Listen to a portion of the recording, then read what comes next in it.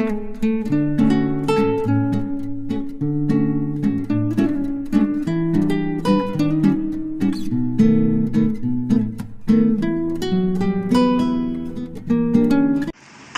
நாராயணா. இது வரைக்கும் நம்ம 7 திவ்ய தேசம் பார்த்துருக்கோம். இப்போ நம்ம பார்க்க போகிறது 8வது திவ்ய தேசம். 8வது திவ்ய தேசத்துக்கு பேர் கூடலூர். இந்த கூடலூர் கோவிலில் இருக்கிற பெருமாள் பேர் வையம் காத்த பெருமாள், இல்லைனா ஜெகத் ரக்ஷகன் அப்படின்னு சொல்லலாம். ரெண்டுத்துக்கும் ஒரே அர்த்தம் தான். எப்படின்னா உலகத்தை காப்பாற்றினவர் அப்படின்ற அர்த்தம் வரும். அதுக்கப்புறம் தாயார் அப்படின்னு பார்த்தோம்னா இந்த கோவிலில் மொத்தம் 2 தாயார். ஒருத்தர் பேர் பத்மாசினி, இன்னொருத்தர் பேர் புஷ்பவல்லி. இப்போ இந்த ஊருக்கு ஏன் கூடலூர் அப்படின்னு பேர் வந்தது, அதே மாதிரி இந்த பெருமாளுக்கு ஏன் வையம் காத்த பெருமாள் அப்படின்னு பேர் வந்தது அப்படின்றத இந்த வீடியோவில் நம்ம பார்க்க போகிறோம். முன்னொரு காலத்தில் இரண்யாக்ஷகன் அப்படின்ற ஒரு துஷ்டன் இருந்தான். அவன் என்ன பண்ணான்னா பூமாதேவி தாயாரை கடத்தி கொண்டு போய் பாதாள லோகத்தில் வச்சுட்டான். அப்போ மகாவிஷ்ணு பூமாதேவியை காப்பாற்றணும் அப்படின்னு சொல்லிட்டு வராக அவதாரம் எடுத்தார். இது ஏற்கனவே நம்மளுடைய அனுகிரகா சேனலில் வராக அவதாரம் அப்படின்ற தலைப்பு கீழே நம்ம அந்த கதையை போட்டிருக்கோம். இருந்தாலும் அதில் கொஞ்சம் டீட்டெயில் இருக்கும் இல்லையா, அதை தான் இப்போ இந்த வீடியோவில் நம்ம பார்க்க போகிறோம். அப்படி வராக அவதாரம் பெருமாள் எடுக்கும் பொழுது எப்படி காப்பாற்றினார் தாயாரை அப்படின்னா, அந்த வராகத்துக்கு கோரை பற்கள் 2 நீட்டின்னு இருக்கும். அது மூலமாக என்ன பண்ணாராம், பூமியை 2 அவர் சரிபாதியாக பிரிச்சுட்டாராம். அப்போது ஒரு இடத்துக்குள்ளே அவர் தன்னுடைய 2 பற்களையும் விட்டாராம். அப்படி அவர் விட்ட இடம் தான் கூடலூர் அப்படின்ற இடமா. அது நம்மளோட பூமியுடைய நடுப்பகுதியில் அமைஞ்சிருக்கான் அந்த கூடலூர் அப்படின்ற இடம். அதனால் அங்கே சாதாரணமாக முனிவர்கள், தேவர்கள் இவெல்லாம் பெருமாள் அங்கே வேண்டுவாளாம். அப்படி கூடி நின்று அவெல்லாம் சேவிக்கிறா இல்லையா, அதனால தான் அந்த இடத்துக்கு கூடலூர் அப்படின்னு பேர் வந்தது. இதே கூடலூரை திருமங்கை ஆழ்வார் எப்படி சொல்கிறார் அப்படின்னா புகுந்தனூர் அப்படின்னு சொல்கிறார். ஏன்னா பெருமாள் தன்னுடைய பற்களை வச்சு உள்ளே நுழைஞ்சாராம், புகுந்தாராம். அதனால் இந்த இடத்த நம்மளுடைய திருமங்கை ஆழ்வார் புகுந்தனூர் அப்படின்ற பேரில் சொல்லியிருக்கார். அதுக்கப்புறமா பெருமாள் இப்படி பற்களை வச்சுண்டு தாயாரை காப்பாற்றினார் இல்லையா, அதனால தான் இந்த பெருமாளுக்கு வையம் காத்த பெருமாள் அப்படின்னு பேர் வந்தது. அப்புறம் இந்த கோவிலை கட்டினது யார் அப்படின்னு பார்த்தோம்னா அம்பரீஷ மகாராஜா அப்படின்றவர் தான் இந்த கோவிலை கட்டினாராம். இப்போது நம்ம எல்லா கதைகளையும் பார்க்குறோம், கோவிலை கட்டினது மகாராஜா அப்படின்னு பார்க்குறோம். ஏன் ராஜாக்கள் தான் கோவிலை கட்டினோமா அப்படின்னு பார்த்தோம்னா, அந்த காலத்தில் பணம் யார்கிட்ட அதிகமாக இருக்கும் அப்படின்னா மகாராஜா கிட்ட தான் இருக்கும். அதனால தான் அவள் கோவில்கள்லாம் கட்டுவா. இந்த காலத்தில் மகாராஜா, அதாவது நாட்டை ஆள்றவா கிட்ட பணம் இருக்குது, ஆனால் அவளுக்கு கோவில் கட்டுறதுக்கு மனசு இல்லை. ஆனால் சில பேர்கிட்ட பணம் இருக்காது, ஆனாலும் அந்த நாட்டை ஆள்றவா என்ன பண்ணுவா, கஜானாவில் பணம் இருக்கும், அதை வச்சுட்டு கோவில் கட்டுவா.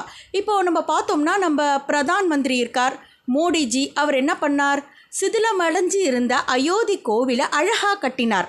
அங்கே பாலராமரை ரொம்ப அழகாக பிரதிஷ்டை பண்ணார்.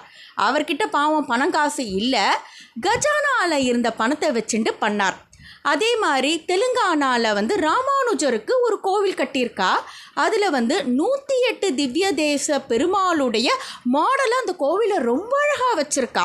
இதெல்லாம் எதுக்கு பண்ணுறா அப்படின்னா, மக்கள் பெருமாளை சேவிக்க முடியாதவ, எல்லா இடத்துக்கும் நம்மளால் போக முடியாது இல்லையா, ஒரே இடத்துல சேவிச்சுட்டு போட்டோம் அப்படின்றதுக்காக சில பேர் நல்ல உள்ளம் கொண்டு இந்த மாதிரி கோவிலை கட்டுறவா சில பேர் நாட்டில் இருக்கா.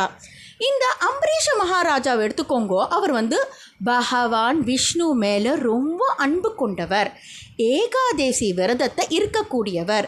அவர் இருக்கக்கூடிய ஏகாதேசி எப்படிப்பட்ட விரதம் அப்படின்னா நிர்ஜல ஏகாதேசி அப்படின்னு சொல்லுவா. அதாவது தீர்த்தம் கூட சாப்பிட மாட்டாராம் ஏகாதேசி முழுக்க. மறுநாள் துவாதேசி அன்னைக்கு நண்பகல் மத்தியானம் அந்த லஞ்ச் சாப்பிட்ற டைம்னு சொல்லுவா இல்லையா, அப்போ தான் ஆகாரத்தை அவர் எடுத்துப்பாராம். அப்படி இவர் இந்த மாதிரி ஒரு கொஞ்சம் காலம் பண்ணிட்டு இருந்தார். ஒரு கிட்டத்தட்ட 1 வருஷம் போகிறது, 11 மாதம் பண்ணிட்டார். இது இவர் 12வது மாதம் ஏகாதேசி விரதம் இருக்கிறது. அன்றைக்கி துவாதேசி ஆகிடுத்து. தூர்வாச முனிவர் இவரை பார்க்க அரண்மனைக்கு வந்திருக்கார். வாங்கோ சாப்பிடலான்னு கூப்பிட்ட போது, இல்லை நான் குளிச்சுட்டு வரேன் அப்படின்னு சொல்லிட்டு தூர்வாச முனிவர் குளத்துக்கு போய் குளிக்க போயிருக்கார். அவர் வரத்துக்கு ரொம்ப நாழி ஆகிடுது. சாதாரணமாக இந்த துவாதேசி சாப்பிடும்போது எப்படி நம்ம சாப்பிட்ணும் அப்படின்னா, கரெக்டாக அந்த நேரத்தில் அந்த சாப்பாடை நம்ம சாப்பிட்றணும். அப்போ தான் நம்ம வந்து கரெக்டாக ஏகாதேசி விரதமும் இருந்து துவாதேசி பாராயணம் பண்ண புண்ணியமும் சேரும்.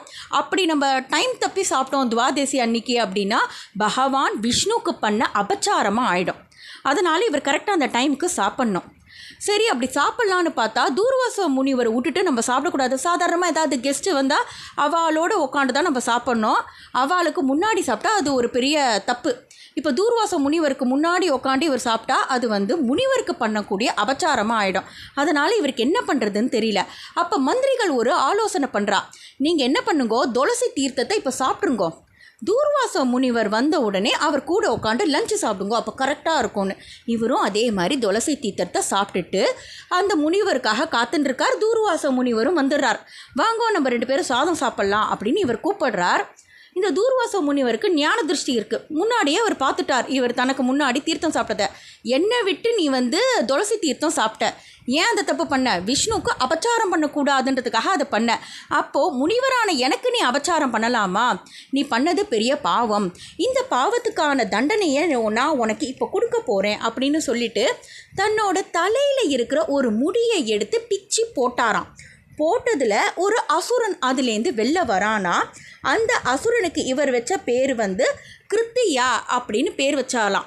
வச்சுட்டு சொல்கிறாராம் தூர்வாசர், கிருத்தியா இப்போவே போய் இந்த அரசனை கொலை பண்ணிடும் அப்படின்னு. அப்போ அம்பரீஷ மகாராஜா ஓடலை, அதே இடத்துல நின்றுருக்கார். ஏன்னா இப்போ இவர் ஓடினார்னா அது வந்து தூர்வாச முனிவரை அவமானப்படுத்துகிற மாதிரி ஆகிடும்.